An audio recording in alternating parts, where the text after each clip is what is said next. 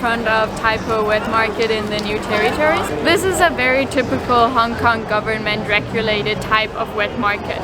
Even though these types of regulations is a quite new thing in Hong Kong, but the wet market culture has been around for centuries. For example, the late Qing Emperor Guangxu separated Tai Po into Tai Po Market and Tai O to settle the conflicts between the local clans of Tang and Man. To serve the people of Tai O, a new wet market was established in Fuxin Street in 1892. But with the emergence of supermarkets and online shopping, which especially the youth in our city is using, this culture of wet market is increasingly challenged. In this program, we will dig into the cultural aspects of the wet markets, the comparably new competition from supermarkets, and we will discuss how to preserve the culture. We will talk to wet market vendors and young Hong Kongers to better understand if wet markets are a diminishing culture. These crowded streets with hawkers selling all kinds of vegetables, meat, fish, and fruits are the heart of community life. Here, the so-called Yanting Mei, also called human touch, is entrenched.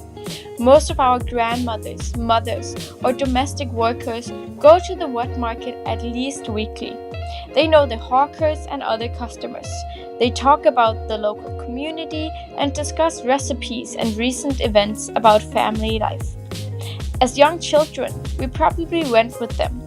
Today, even though our grandmother's local hawkers may not recognize us, but he or she knows something about us. Without us realizing, the wet markets are one of the core places in which local community life flourishes, and it has been so for centuries. Previously, the wet markets were not as organized and hygienic as now. The hawkers would find a random place on the street to sell their goods, and the groceries would be placed directly on the ground or in baskets. But the fundamental idea of hawkers selling their goods at cheaper prices than in the stores while establishing social relations to their customers is the same. Even though this wet market culture seems like such an integral part of the Hong Kong lifestyle, but the increasingly many numbers of supermarkets challenge this culture. This supermarket is literally just next to the Tai Po wet market. Therefore, it kind of symbolizes the dilemma of going to the supermarket or the wet market. In the 1950s, the trend of supermarketization came to Hong Kong. Supermarketization means the emergence of Western supermarket chains as opposed to local grocery shopping possibilities. In the case of Hong Kong, as opposed to our wet market culture. With the emergence of the internet in the beginning of this century, a new form of supermarketization has arisen. Online grocery buying.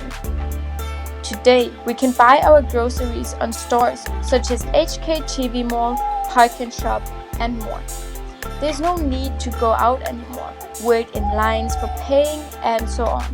With a few clicks on the internet, we can have our groceries sent directly to our door. In an increasingly fast society, this, to many of us, seems like the best option. Supermarketization, online as well as real supermarkets, has influenced the wet markets all over Hong Kong. My colleague John talked to a local wet market store owner to understand this phenomenon even better. 鋪頭叫咩名？養生群組嘅，專係賣啲煲湯材料嘅，咁啊養生啊嘛。即係你主要見到嘅顧客係啲咩年紀？係咪通常老人家啊？係咪少啲年青人嚟？其實年青人好老實一樣嘢，佢就貪方便。即係譬如好似我自己啲仔女咁樣，一個買智能手機，我想食乜嘢就已經可以嗌外賣已經上到嚟啦。變咗係年青人就比較上係會少啲入去街市度買餸，自己走去煮嘅。即係而家科技越嚟越發達啦，越嚟越多即係電話 app 啊，或者即係可能越嚟越多超級即係嗰啲大超級市場，即係惠康嗰啲。咁你會唔會擔心即係街市呢個文化嘅將來？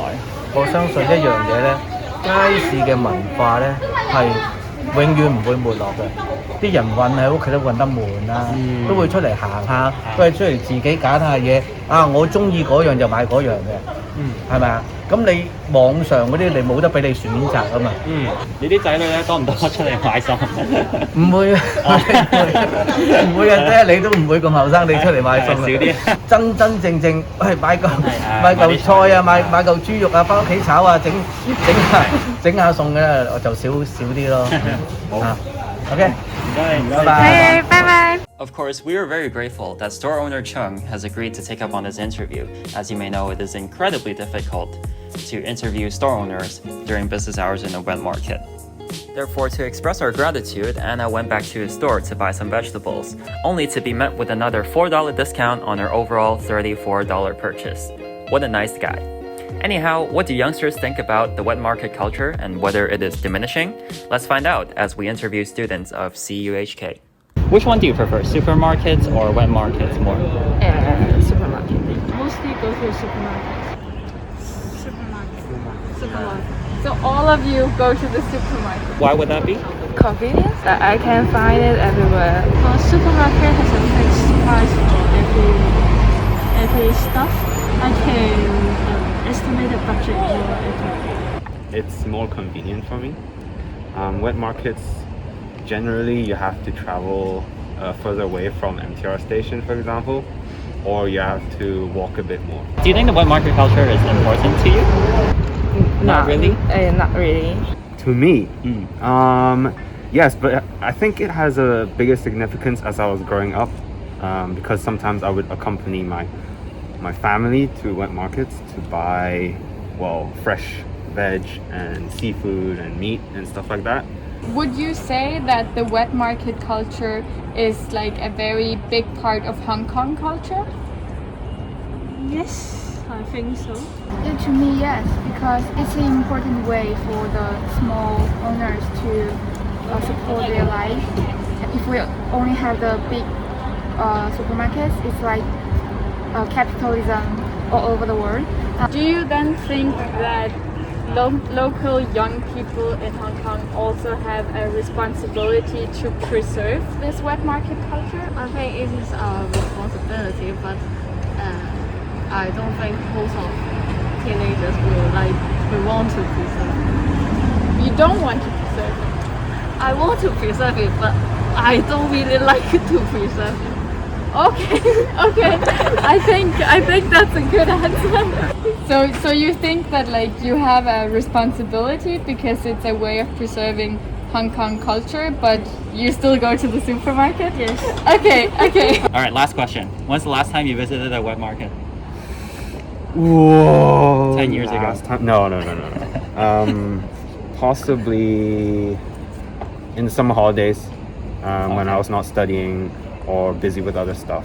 I probably went with my family or something. All right. Grocery shopping. Thanks, Simon. No problem. It is undeniable that young people rarely visit wet markets because they prefer the comforts of supermarkets and the convenience of online shopping. It is true that the wet market culture is not popular at all amongst youngsters. However, does that mean the wet market culture will disappear from Hong Kong once and for all? We don't think so. Why? We think that the culture of physically shopping for cheap, fresh foods at the wet market is irreplaceable. As shown from the interviews, most young people agree this tradition will always be an integral part of Hong Kong culture. Young people may not visit the wet markets in their current lifestyle, but they will certainly do so in the future.